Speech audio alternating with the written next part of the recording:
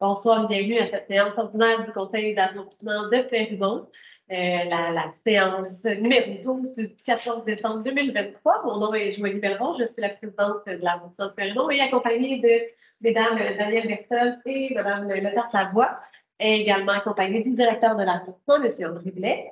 Donc, bienvenue ce soir. Ouverture de la séance, adoption de l'ordre du jour, là, il y a le retrait du point 6.1.3. Est-ce qu'il y avait des ajouts de points à l'ordre du jour? Non, parfait. 3.1.1, la lecture et adoption du procès-verbal du 27 novembre dernier. Est-ce que vous jugez conforme à des échanges et des décisions? Oui. Excellent.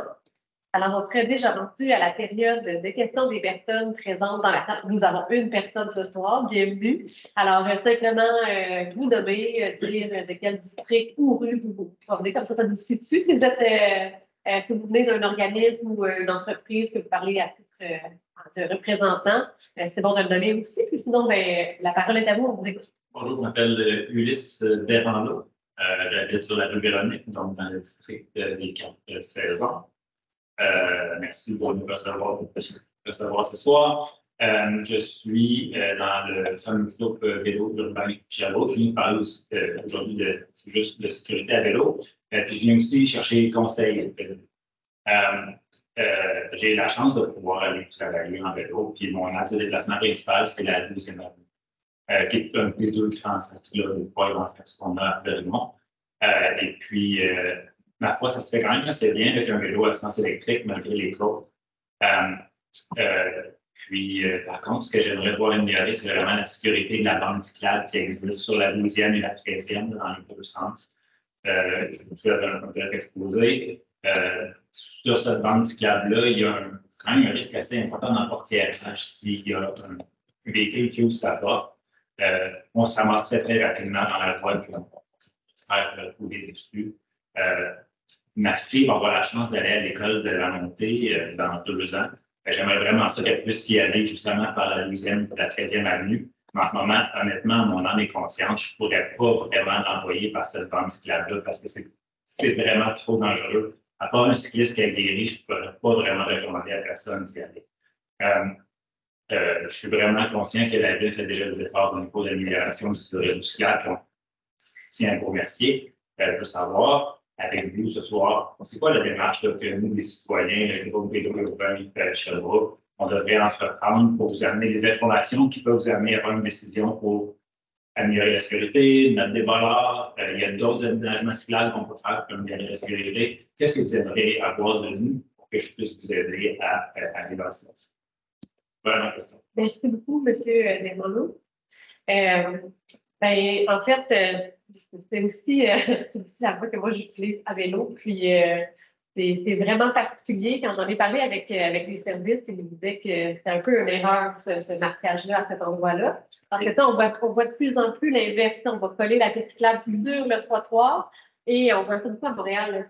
On va installer le stationnement près des voies cyclables. Comme ça, on installe le transport actif d'un côté. Puis l'automobile est de son côté, mais il n'y a pas un mélange, un croisement entre les automobiles et les vélos.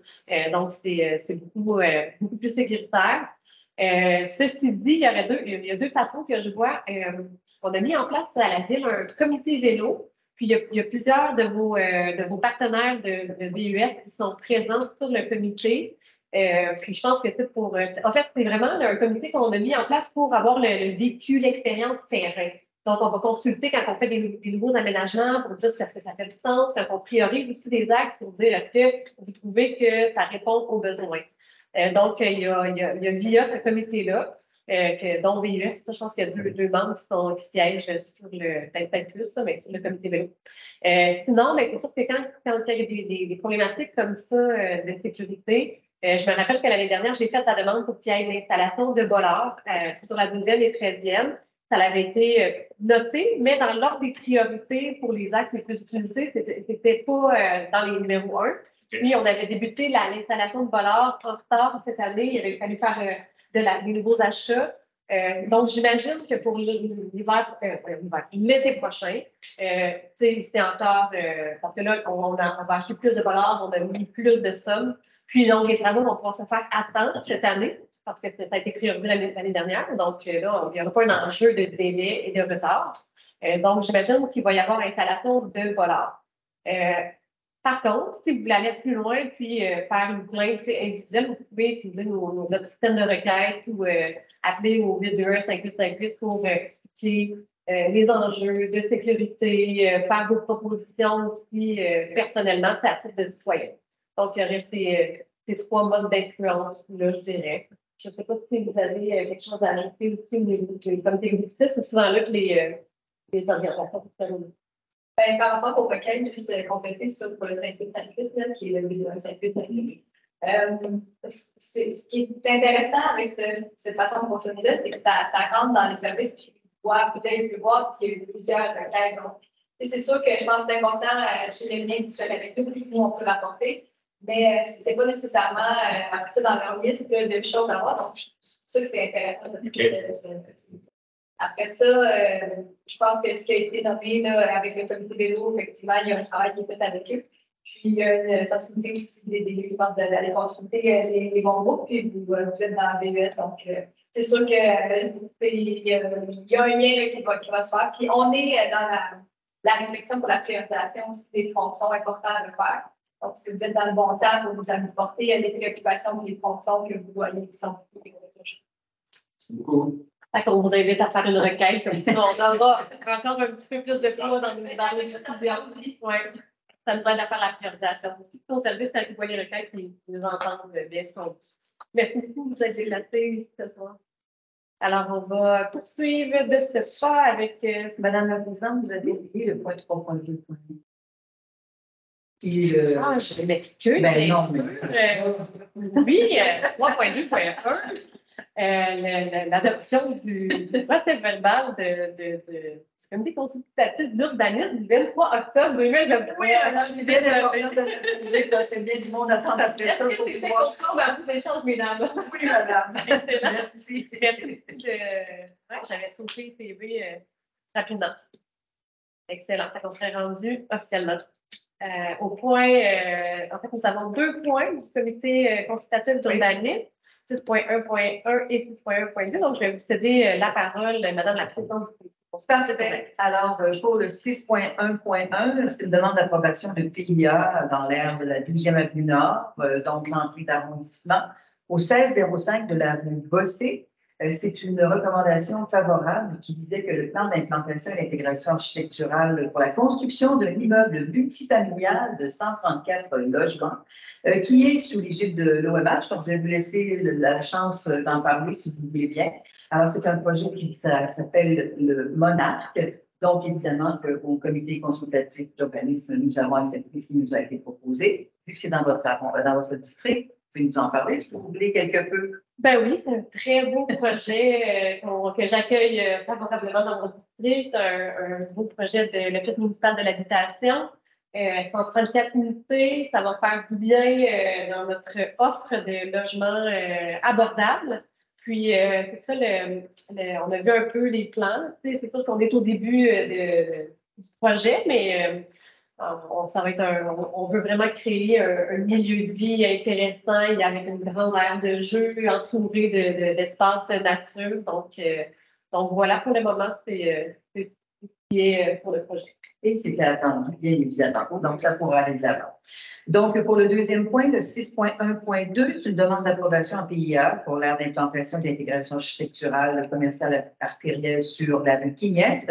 Donc, au 26-26 de la rue Quignest, ce sont des habitations apogées. Ça se situe aux anciennes serres et pépinières Gagnon. On avait déjà accepté 3 phases. Nous serions rendus à la 4e phase maintenant. Donc, évidemment, ce sera l'implantation de quelque chose comme 18 logements, encore une fois. L'architecture est très bien faite. On a bien contrôlé du côté de l'arrondissement. Donc, évidemment, pour poursuivre le projet, on accepte sous les mêmes conditions, avec 3 spécifications, qu'un aménagement paysager limitant les 2 allées piétonnes reliant le bâtiment de la rue Quignest soit réalisé et transmis au service de la planification de la gestion du territoire préalablement à l'émission du permis. En deuxième condition, que les plans de la toiture et ceux de la fondation soient transmis également au service de la planification et de la gestion du territoire préalablement à l'émission du permis.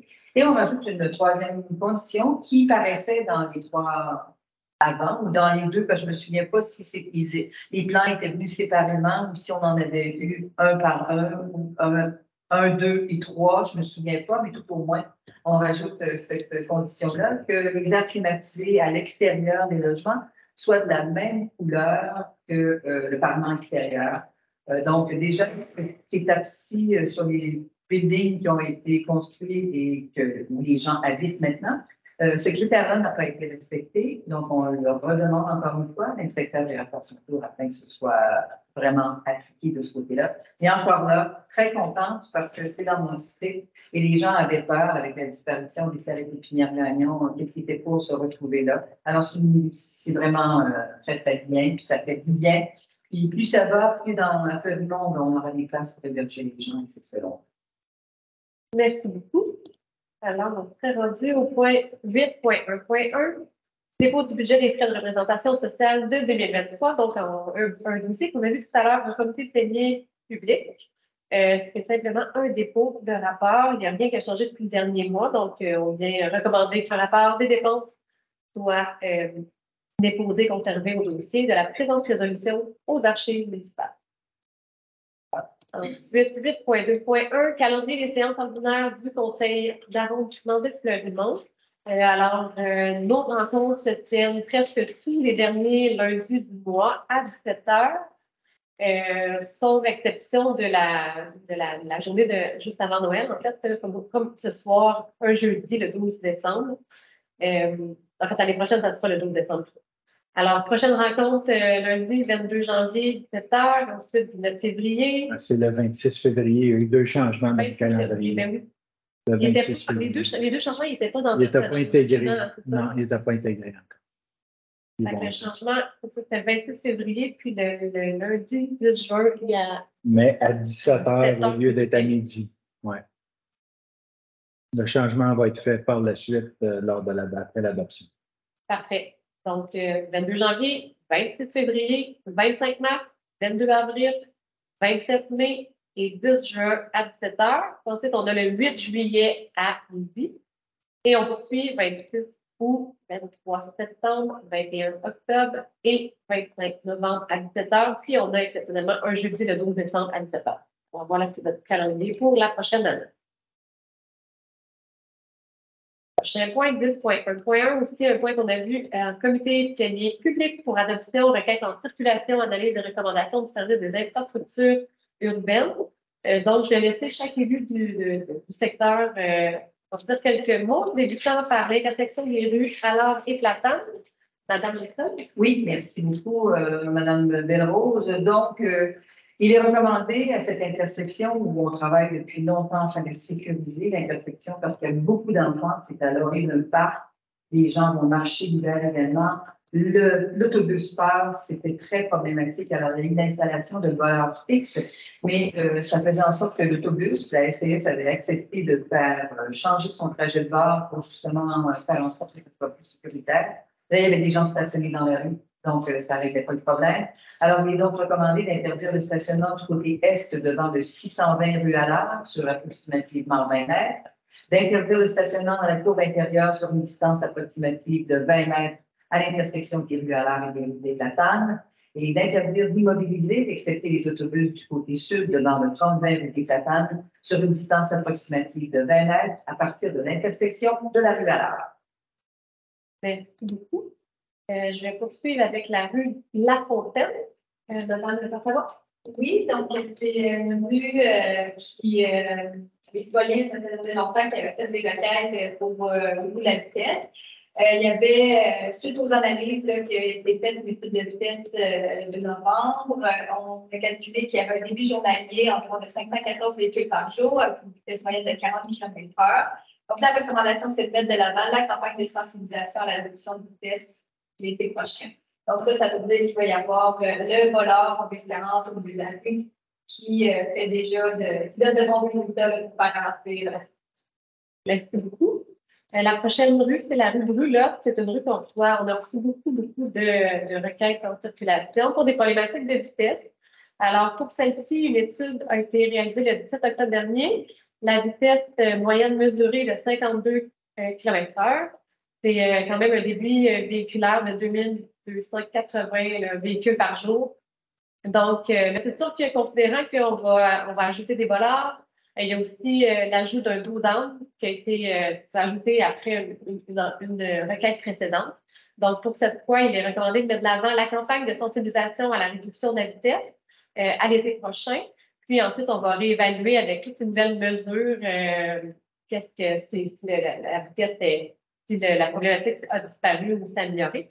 Donc, à suivre. Puis, on rappelle toujours qu'il y aura des affiches de la campagne de sensibilisation au bureau d'arrondissement qui seront disponibles si les gens ont envie d'en installer devant chez eux. Alors, super. Prochaine rue, c'est la rue Adélard du Mans.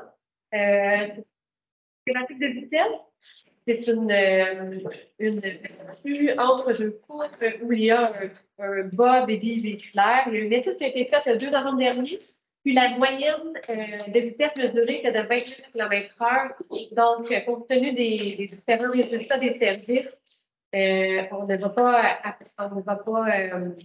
installer faire la campagne de sensibilisation, mais on invite encore une fois les citoyens s'ils veulent aller chercher des affichettes au bureau de l'arrondissement pour faire la sensibilisation à partir de leur terrain. Ils seront les bienvenus. La prochaine rue, c'est la rue La Chapelle. Alors, madame, savoir. Oui, donc une rue qui est un peu, tu sais, comme rue transit entre les galeries et les galeries. Les gens qui veulent laisser la lumière ou faire changer les galeries. Donc, c'était un peu ça, je pense, plus la problématique, parce que là, on voit, il y a eu une étude de vitesse réalisée au mois d'octobre. Les données montrent qu'il y a 168 véhicules par jour, donc c'est considéré un débit véhiculaire faible, avec une vitesse moyenne de 34 km/h. Donc, c'est quand même assez faible. Donc, avec ces données-là, il n'est pas recommandé de mettre de l'avant la campagne de sensibilisation, mais les citoyens sont invités à aller chercher les affiches de la campagne en 40 au bureau d'arrondissement. Merci beaucoup. Intersection des rues des cyprès et des palmiers. Madame Bertin. Merci. Oui, alors, à cette intersection, il est demandé de mettre en place une signalisation conforme aux normes du MTMVQ à l'intersection des rues des cyprès et des palmiers. Il y avait déjà des interdictions, des arrêts qui étaient installés, sauf que ça créait différents problèmes, soit que l'on ne les voyait pas, les signes arrêts. Donc, j'ai demandé à ce que l'on vérifie la grosseur du panneau. Mais il est recommandé de tracer les arrêts toutes directions à l'intersection des rues Cyprès et des Palmiers, de tracer des lignes d'arrêt pour toutes les approches à l'intersection des rues des Cyprès et des Palmiers, de tracer des lignes d'axe dans la rue des Cyprès, l'intersection des rues des Cyprès et des Palmiers, et d'implanter des ponceaux P10, P3 montrant des panneaux arrêt sur toutes les approches qui doivent être fixés sur chacun des panneaux arrêt. Et j'ai demandé également, en plus de vérifier la grosseur du panneau, de faire en sorte de vérifier également, il y a des arbres à droite quand on descend de Cyprès vers Danville. Et souvent, l'été, on ne voit pas les panneaux. Donc, est-ce que les arbres appartiennent à la ville? Si c'est sur l'emprise de la ville, ben, on peut de l'élagage pour permettre de voir le panneau d'arrêt. Sinon, si c'est au propriétaire, ben, de le sensibiliser à couper quelques branches, je m'excuse, pour pouvoir voir le signal arrêt. Merci beaucoup. Alors, la dernière requête en circulation, c'était aux intersections des rues Cœur, des Indes et du Lierre. Bon, c'est une requête qu'on a eue, je pense qu'il y a 1 an et demi, pour une problématique de vitesse. En fait, j'avais demandé qu'on refasse une nouvelle étude de vitesse à un autre moment dans l'année pour voir s'il y avait des fluctuations. Mais finalement, la moyenne mesurée est de 42,5 km/h. Pour un débit de 942 véhicules par jour. Donc, c'est sûr qu'il n'est pas recommandé de faire les services et non justifié d'ajouter un arrêt comme le souhaitait le citoyen. Moi, j'aurais aimé ça qu'on installe un dos d'âne, mais c'est ça, la situation actuelle ne permet pas qu'on aille de l'avant. Donc, encore une fois, on invite les citoyens à venir chercher des affichettes au bureau de l'arrondissement pour embarquer dans la campagne de sensibilisation B40 km/h. Donc, voilà. Prochain point, le dépôt du calendrier des événements à venir. C'est un point aussi qu'on a vu en comité plénier public. Alors, je vous rappelle qu'il y a des belles activités à la salle du Parvis. En ce moment, sur la page Facebook de rue principale, il y a un calendrier de l'Avent qui vous tient informé des commerces locaux, qui fait de la promotion. Puis, en plus, il y a des images tous les jours, donc c'est jusqu'au 22 décembre. Je ne sais pas si vous voulez réinviter les gens à Je le fais dans votre mot. Excellent. Donc, on dépose le calendrier des événements. Puis, on est rendu au niveau des membres du conseil. Donc, Madame le porte-parole, allez-y. Ouais, peut-être juste un petit mot pour souhaiter un joyeux temps des fêtes à l'ensemble des citoyens et citoyennes de Fleurimont et particulièrement de l'Hôtel-Dieu. Puis peut-être aussi pour les gens qui vont continuer de travailler durant le temps des fêtes, sur le niveau de la transfert quand même avec vos proches et puis on vous remercie pour votre travail que vous faites. Les employés d'AVEC aussi qui vont continuer les opérations, s'il y a des opérations de déneigement, par exemple. Donc, merci. Donc, je vous souhaite à tous et à toutes un joyeux Noël. De visiter ceux que vous n'avez peut-être pas le temps durant l'année de faire. Des fois, seulement un petit sourire, ça peut apporter beaucoup de joie à quelqu'un qui est souvent seul. Un coup de téléphone, mais l'important, c'est de penser à la vie, de se rappeler qu'il n'y a jamais rien qui mérite que l'on sache que l'on soit pas bien à faire ce que l'on fait. Donc, pensez à soi, dormez-vous et je vous invite le 20 janvier au parc Gilles Charmant dans le jour afin de participer à la fête d'hiver. Il y a toujours beaucoup de monde. Donc, le parc Gilles Charmant, c'est sur le chemin Galton. Merci tout le monde et bon repos. Merci beaucoup. Alors, moi aussi, je vais faire des vœux de Noël. Je tiens à vous remercier les citoyens qui prennent le temps de venir nous visiter. On aime la visite. On aime surtout entendre parler de l'expérience terrain, ce qui se passe dans les quartiers, même si on essaie d'être le plus souvent présent et présente à chaque recoin, mais c'est sûr que vous contribuez à ce qu'on ait les yeux un peu partout et les oreilles, alors à entendre les besoins des différents milieux. Donc, je termine en vous souhaitant de joyeuses fêtes. Moi, j'aime bien souhaiter de la simplicité, que les choses soient fluides, souhaiter aussi la santé, passer du bon temps de qualité avec vos proches. Puis faites-vous plaisir, prenez du temps pour vous reposer. Puis oui, merci à ceux qui continuent à travailler également. Un joyeux temps des fêtes, puis on se revoit le 22 janvier à 17h. Merci beaucoup. Merci.